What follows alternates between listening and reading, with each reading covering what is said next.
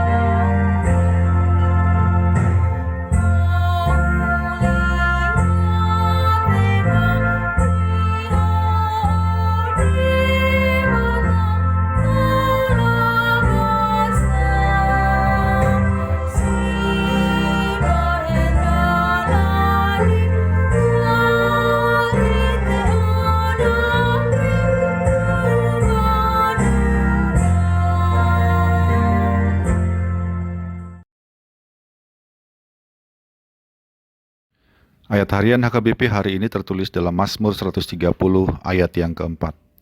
Tetapi padamu ada pengampunan supaya engkau ditakuti orang.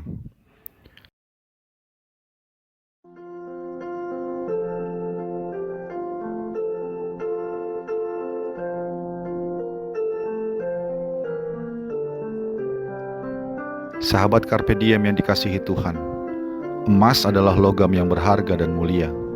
Namun keberhargaan dan kemuliaannya tidak nampak ketika dia masih terkubur di tanah atau di dalam sungai.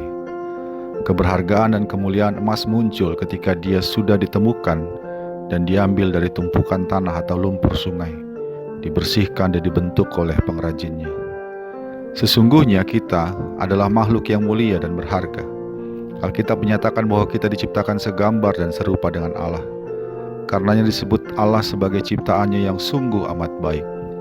Namun lumpur dosa telah menutupi dan menenggelamkan keberhargaan dan kemuliaan kita. Dosa berkuasa dan membawa kita ke dalam lembah kekelaman. Namun Tuhan baik. Di dalam Kristus, Dia mencari dan menemukan kita kembali.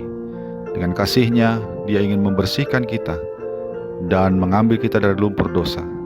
Karena di dalam kasih-Nya ada pengampunan.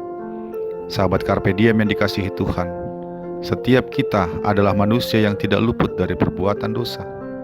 Tidak ada orang yang begitu sempurna sehingga tidak pernah berbuat dosa.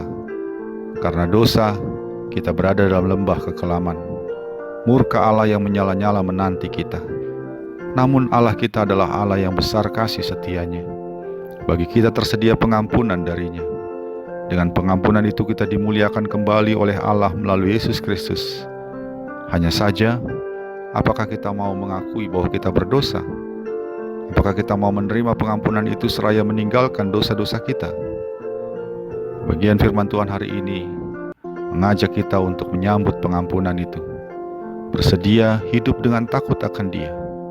Bukan takut karena Allah kita adalah pemarah, namun takut akan Dia karena Dia sungguh begitu panjang sabar terhadap kita dan mau mengampuni dosa kita dan sekaligus menerima kita kembali dalam kemuliaan-Nya.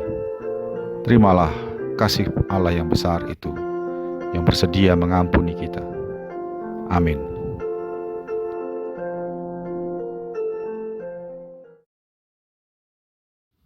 Marilah kita berdoa.